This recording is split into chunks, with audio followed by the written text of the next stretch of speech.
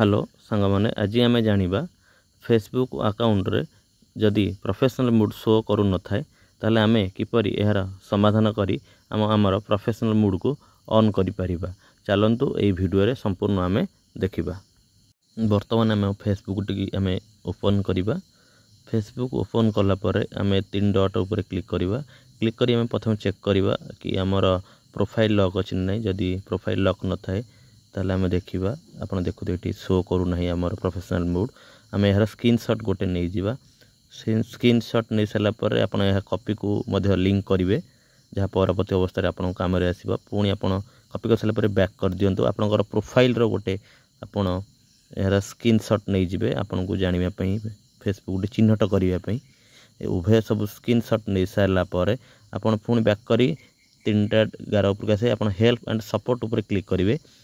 Help and support ऊपर आपण को क्लिक कर सला परे रिपोर्ट ए प्रॉब्लम आसीबो। रिपोर्ट पर क्लिक करा परे continue to report a problem ऊपर पुणी क्लिक करिवे। आपण किछि समय परे आपणकर आसे इंक्लूडिंग डॉट इंक्लूडिंग क्लिक कला परे आपण देखिए सिलेक्ट प्रोडक्ट ऊपर आपणकर हमर जेहेतु प्रोफाइल बेस अछि प्रोफाइल ऊपर क्लिक करिवे।